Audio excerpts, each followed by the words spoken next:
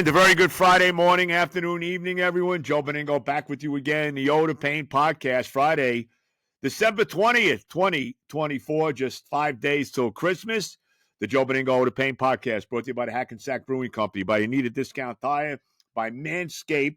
And we also want to thank our buddy Avi at cardwinners.net for the support that he gave us. So thank you again very much, Avi. All right, a lot to get to today. Big football weekend. Got the college football playoffs kicking off tonight. Indiana in South Bend to play Notre Dame. Should be terrific. Tomorrow, you got three big college playoff games, including two big NFL games. You got Houston and Kansas City tomorrow. Probably will not see Patrick Mahomes. I'd be very surprised coming off the ankle injury he sustained last week in the game against the Browns. And then you got what I think is the best rivalry in the NFL, the Ravens and the Steelers in Baltimore. And, of course, the three big playoff games, starting out with SMU at Happy Valley against Penn State, then Clemson and Texas and Austin, and then, of course, at night, really, to me, the best matchup of all, the SEC Big Ten game between Tennessee and Ohio State in Columbus. Before we get into all that, I have my NFL picks for, what is it now, week 16. We'll do that as well. I'm also going to pick the college playoff games. We'll do that as well. Before we get into all that, it really is amazing. You see this latest report that's come out by this what's her name, Diana Rossini. I think she's from The Athletic. This latest report, something about how Woody Johnson's son is making decisions, how the Jets didn't trade for Jerry Jeudy, who's now in Cleveland from Denver, because he didn't play well or whatever, was not looked at well on Madden football. I don't know. I am so tired. Yeah, something like that. I am so tired of the nonsense. These sports writers that are trying to just wreak as much havoc with this franchise as they could possibly do, and just keep it as a massive soap opera. I mean, it makes me nuts. This is the same lady, right, who wrote that story last year about Zach Wilson. Zach Wilson didn't want to play, whatever the deal was. I forget what it all was with him and Salah. And then she wrote the story this year after the Denver game that Woody Johnson wanted to bench Aaron Rodgers. And now this stuff comes out. I'm sick and tired of it. I mean, the media just wants to see the Jets continue to be bad. There's no doubt about it. Continue to be a soap opera because it's a better story for them. They could care less if this franchise ever wins again. There's too many of these longtime beat writers that have covered the Jets that, it's time for them to go. I mean, they just want to continue to see this team lose. I mean, that's really the bottom line as far as I'm concerned. And you know how I feel. I want Rodgers back. I cannot take, and I think I speak for most Jet fans, I can't take another rebuild. Is that what you want? How many more years do we have to wait? We've waited 56 already for a Super Bowl appearance. We're waiting, now it's 14 without a playoff appearance, 9 without a winning season. I can't take it anymore. I want Rodgers back for another year. Rodgers got something in the tank, and you know that if Rodgers leaves, he's going to go somewhere, maybe to the 49ers, and he's going to be tremendous. He is. And we're all going to sit here sucking wind as the Jet karma has taken down another big player. I can't take it anymore. I want Mike Vrabel as the head coach. I love Rex. I love Brian Flores, but I don't think that's realistic. To me, Vrabel's realistic. Sounds like he wants the job. Let's not mess around and let's bring him in, okay? I guess they're going to interview his former GM in Tennessee. I mean, he was with him all those years with the Titans. Let's get Mike Vrabel in here, and I would think Mike Vrabel wants to win now. Give me one more year of Rodgers. Let's keep this group together. Rodgers, Adams, Wilson, Breece Hall, Isaiah Davis, Braylon Allen, all these guys. Keep them together, the offense. And we got some players on the offense. The defense needs work. The defense needs fixing, but there's still players there. Quincy Williams, Sauce Gardner. There's still guys on that defense. Michael Carter, Sherwood. They just need to be coached better. And of course, they got to shore up the kicking game, which has certainly killed the Jets this year as well. But I'm sick and tired of the constant negative stories that come out about this team. I really am. They just want to see this team continue to be bad, continue to be, the butt fumble of jokes, and all of that kind of stuff. I really have had it. We need to get a competent head coach in here. Like I said, Vrabel to me is the guy. I don't want any first-time coordinator. I'm done with that. That's going to look to start over and show you how smart he is, and 3 years from now he'll be out the door again. I'm sick and tired of it. Keep Rodgers. Keep the band together. You want to draft a quarterback in the second round. They need to first round, unless they're, as a quarterback in the first round. Unless Cam Ward is sitting there at number 10 or wherever the Jets are going to pick, 8, 10, whatever. Unless somebody like that is sitting there, they need defense in the first round. They need help everywhere on defense. Defensive line, linebacker, secondary, everywhere. That to me has got to be the number one pick. But if I'm Woody, I get this done. We all talk about Black Monday, which is the Monday after the end of the season when most coaches get fired. That's the big day when they fire everybody. Well, Black Monday should be, Blue Monday or whatever you want to call it, White Monday. Let the smoke come out like the Pope's coming, and let's get freaking Mike Vrabel in here to be the head coach. Green Monday. Well, we'll call it green, right? Let's go. So, we'll see what happens, but I'm sick and tired of the constant negativity when it comes to my, from the writers, when it comes to my football team that just want to really see this team be bad. They want to push Rodgers out of town. They love to see him go to San Francisco or somewhere next year and, do what Favre did after he left the Jets and take the Niners to the NFC Championship game and then rip the Jets for letting Rodgers go when they're the ones that are pushing him out of town. Unbelievable. It's mind-boggling, but whatever. It is what it is. So let's see what happens. Jets, of course, play the Rams this week at home. Big game for the Rams, who were tied for first place in the NFC West at 8-6 with the Seattle Seahawks. Seattle as well with a big game this week. Actually, one of my picks this week. We'll get to that. Seattle plays Minnesota in Seattle this week. Geno, I know, banged up. But we'll see how it all plays out. But, Jets with 3 games left. The Rams at home. Then they go to Buffalo, and then they finish with the Dolphins at home. I'm actually going to the game Sunday. It's going to be balls cold, like 22 degrees or something. I'm going with the great Tommy Keenan.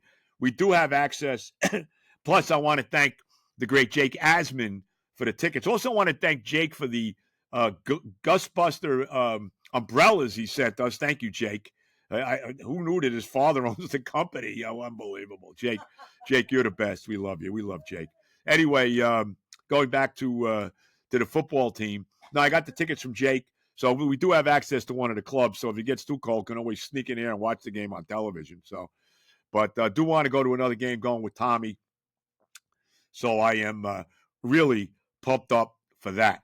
All right, Benigno, the Yoda Payne podcast. A couple other things before we get going. Did you see the passing of one of my all-time favorite players? Rocky Colavito passed away last week. I believe he was 91 years old. When I remember Rocky with the Tigers, and the Cleveland Indians made a trade back in the late 50s. They traded Colavito, who was the big star there for Cleveland, for a guy by the name of Harvey Keene. And a lot of people feel that the curse of Colavito is the reason that the Indians, now the Guardians, of course, and please, somebody, can we go back to Indians and Redskins, please? Anyway, that's one of the reasons why Cleveland has not won a World Series since 1948, and that's the longest drought of anybody right now in Major League Baseball. So I think if anybody anywhere right now, I think 1948 is longer than anybody. So, maybe that's true. I don't know. But Colavito was a tremendous hitter for the Tigers, borderline Hall of Famer. I think he hit 374 career home runs, was on that great Tiger team in 1961 that actually won 101 games that year and finished 8 games behind the Yankees. That was the Mantle Maris, home run chase in 61, and the Yankees won 109 games that year. The Tigers won 101 and finished 8 games behind them. And that was back in the days when only the team that won the pennant in the American and National League went to the World Series. There was no playoffs back then, but that was a tremendous Tiger team. Rocky Colavito, Al Kaline, Norm Cash, who won the batting title that year, hit 361. You had Frank Larry, Jim Bunning in the pitching staff. Frank Larry, I think, won 23 games that year for the Tigers, and he was a Yankee killer, no doubt about it.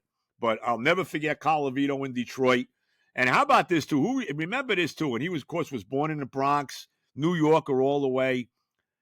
1968, Colavito was on the Yankees and actually was a big part of a doubleheader sweep by the Yankees in 68 against the eventual world champion Detroit Tigers against his old team. Rocky actually pitched in the first game against Detroit. I think he actually got the win in that game, believe it or not, and then hit a big home run in the second game of that doubleheader, and the Yankees swept the Tigers. The Yankees stunk in 1968, and they wound up sweeping the Tigers in that doubleheader at Yankee Stadium with Colavito being a big part of it.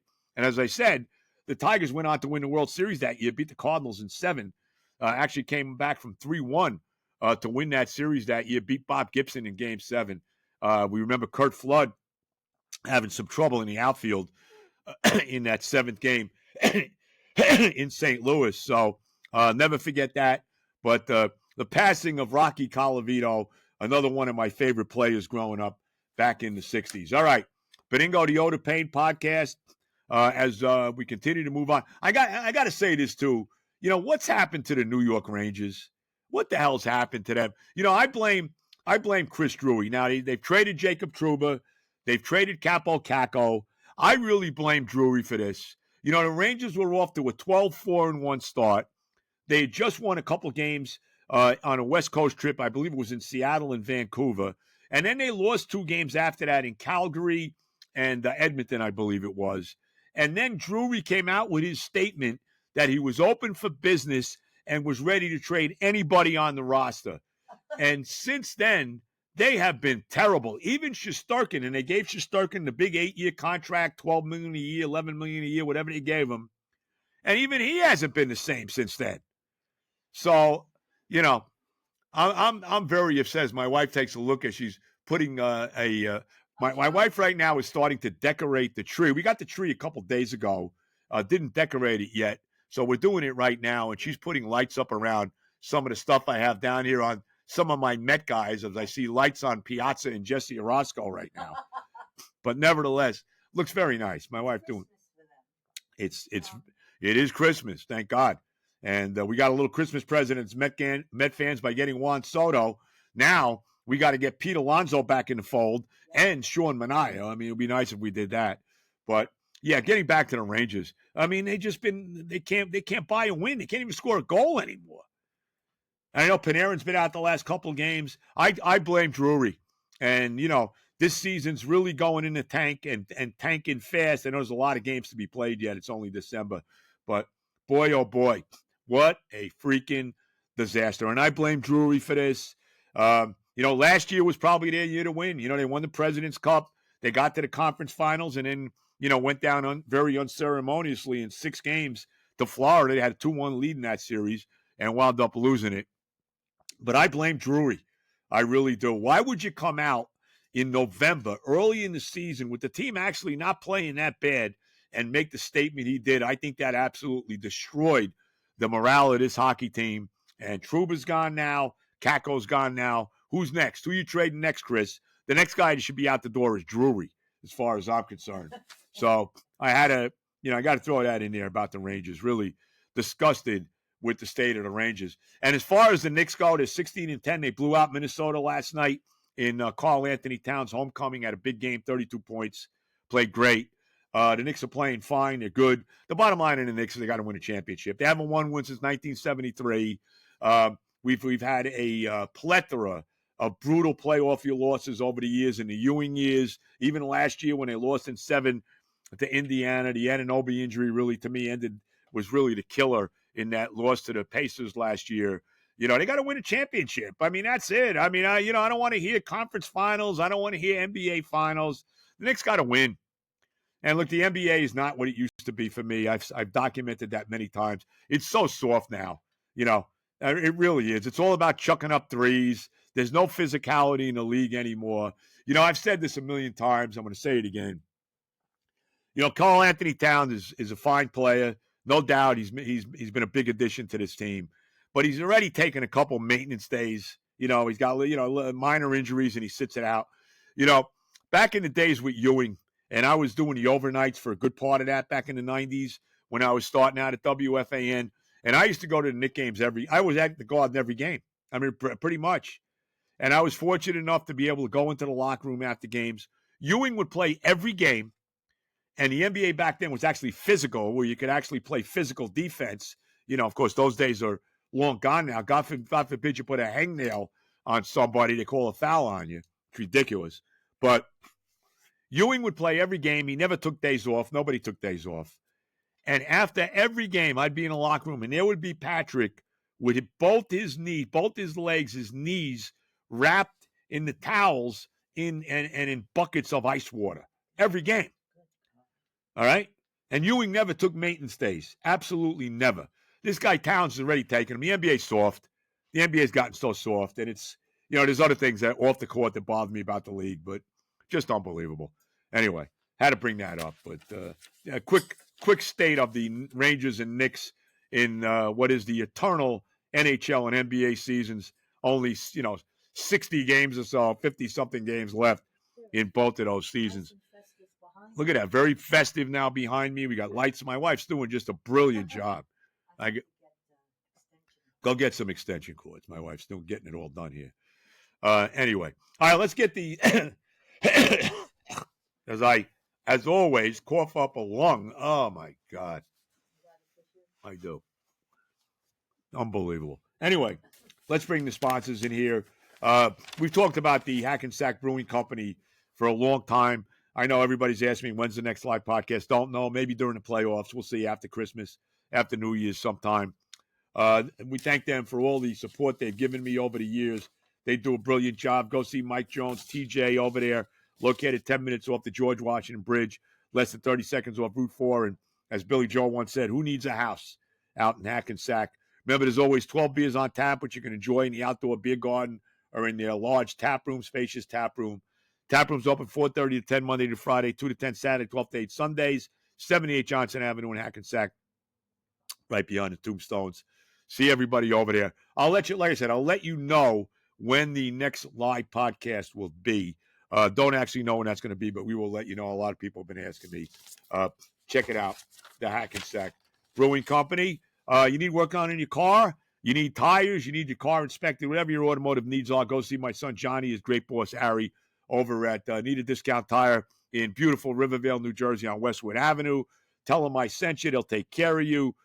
They've done a great job for us over the years, and they'll do a great job for you. See Johnny, see Harry, see everybody. Rob, who's one of the top mechanics there is, and they'll take care of you. Need a Discount Tire, Rivervale, New Jersey, and we thank them for all the support over the years. And last but certainly not least, our buddies at Manscaped, the 2024 Beard and Balls Bundle. I've been talking about that for a long time. Again, I've asked Manscaped to be their national spokesperson. I think it would be great.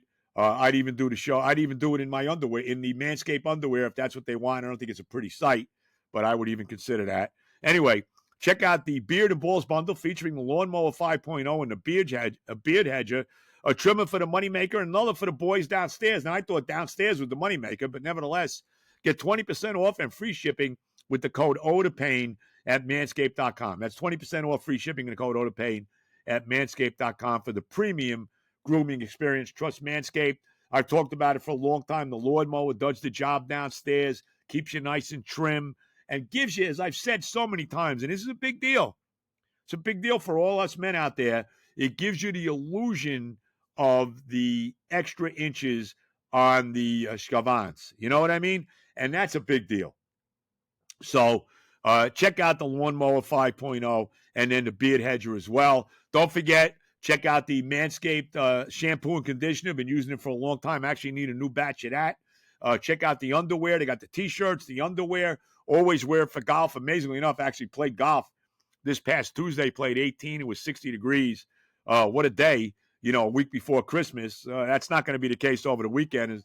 It's going to be down in the 20s this weekend. Going to be very, very cold. Balls cold, as I like to say. But join the 11 million men worldwide who trust Manscaped for all their grooming needs and get the Beard and Balls Bundle today. Remember, every guy wants to show that they got extra inches, even if it's just an illusion.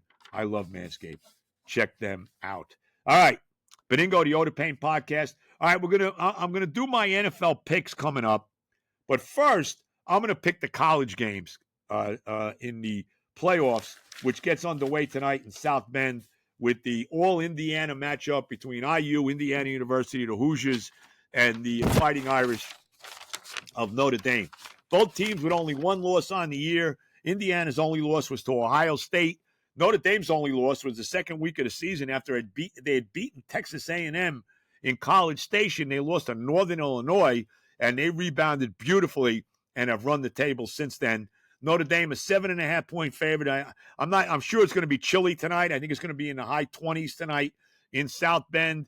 I'm taking Indiana in the points. You're getting 7.5. I know a lot of people think Notre Dame's got a chance to win it all. I don't know if I agree with that, but I think Indiana's playing with house money here. They really are. I love Indiana in this game, getting the points. Again, Notre Dame probably going to win, but I think it's going to be a closer game than you think. You know, the pressure's on Notre Dame here. Like I said, IU playing with complete house money.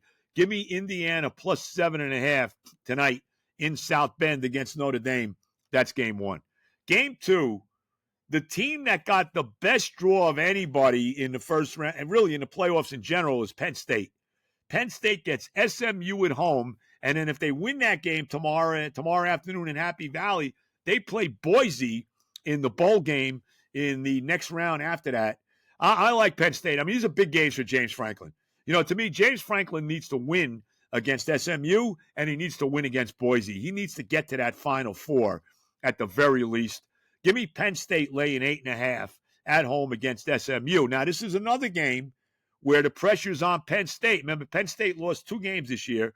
They lost to Ohio State at home and then lost a terrific game in the Big Ten championship game to undefeated Oregon, the number 1 team in college football.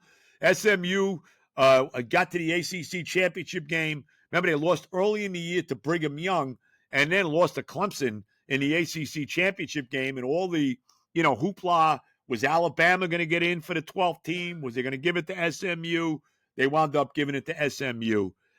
These are big games for Penn State. They need to win. Give me Penn State laying 8.5 in Happy Valley tomorrow afternoon against SMU game 2. Game 3, I love Clemson getting 12 in Austin against Texas. I really do.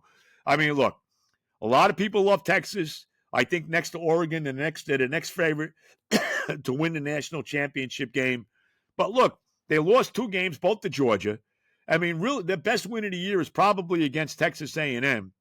Clemson, if anybody, Clemson right now, of all the teams in this, is probably, we talked about Indiana playing with house money. We talk about SMU playing with house money. Nobody's playing with more house money than Clemson. They lost their last game in the regular season to South Carolina, a game that really didn't matter because it wasn't a league game, just a big rivalry game, in-state rivalry game. Of course, Clemson in the ACC, South Carolina in the SEC. And, Clemson needed Syracuse to beat Miami to get into the ACC title game, and that's exactly what happened.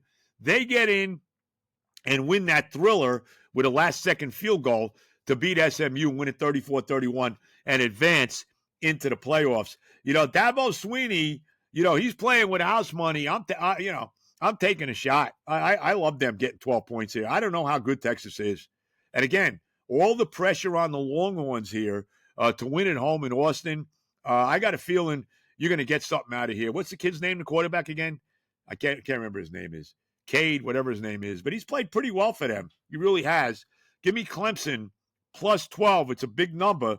I wouldn't be shocked if Clemson won this game outright. I really wouldn't. I don't know what the money line is. But give me Clemson plus 12 at Texas in the 4 o'clock slot tomorrow in the college football playoff. And then the big game, really the biggest matchup of all, the SEC Ohio State showdown between Tennessee and Ohio State and Columbus. Tennessee 7.5-point underdogs in this game. I'm taking the Volunteers. I think it's going to be a close game. I'm not sold on how good Ohio State is. Now, you would think that they're really looking to bounce back after the loss to Michigan.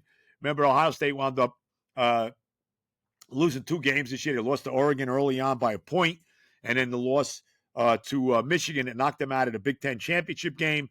Tennessee, 2 losses as well. But remember, Tennessee beat Alabama, and that's probably the reason they're playing in this game instead of Alabama. As my wife is right now putting the looks tremendous. The lights are up on the tree. She's moving them around, starting to look good there. But remember, Tennessee beat Alabama. That's probably the reason they're in. Tennessee with just 2 losses on the season. Give me Tennessee plus the 7.5 in Columbus at Ohio State. And a lot of rumors that if the Buckeyes lose this game, that Ryan Day, the Buckeye head coach, may be out of a job. Remember, he's lost 4 straight games to Michigan. So give me Tennessee plus 7.5 at Ohio State. So the college football playoff picks, give me Indiana plus 7.5 tonight at Notre Dame. Give me Penn State laying 8.5 against SMU tomorrow at home at Happy Valley. Give me Clemson plus 12 at Texas, and give me Tennessee plus 7.5 at Ohio State.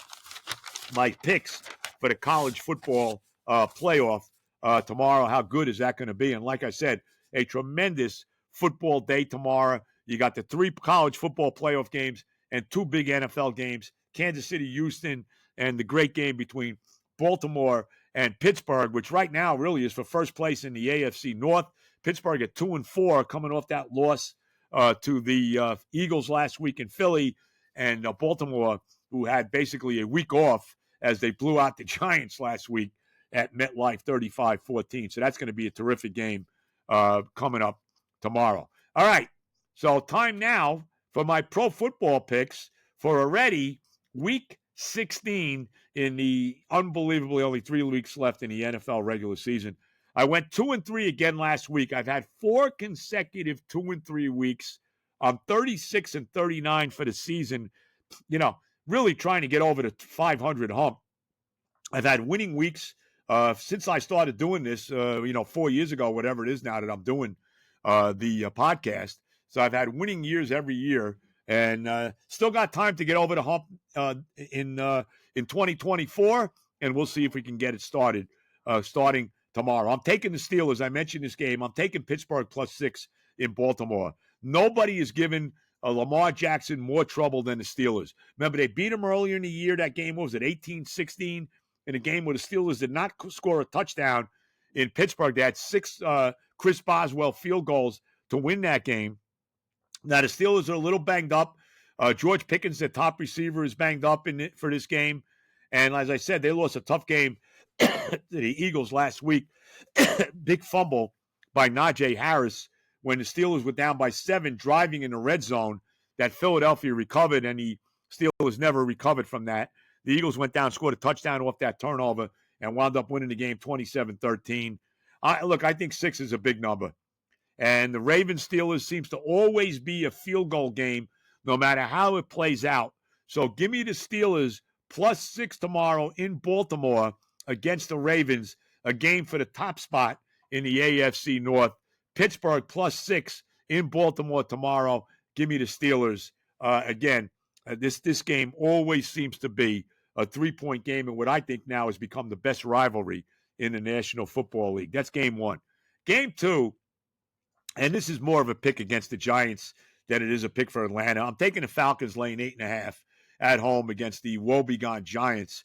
I guess Drew Lock is playing tomorrow. Now, Michael Penix will make his debut as quarterback for Atlanta tomorrow. Kirk Cousins sits down after that very lackluster win that they had last week. They actually wound up winning that game last week. So who's that against? Who they beat last week? It was one of the Monday night games, whoever. Atlanta wound up the Raiders. That's right. They beat the Raiders. So that's the game. They beat them 15-9. Cousins now is benched, but I'm still taking the Falcons laying the 8.5. The Giants stink. The Giants aren't winning another game. I'll be shocked.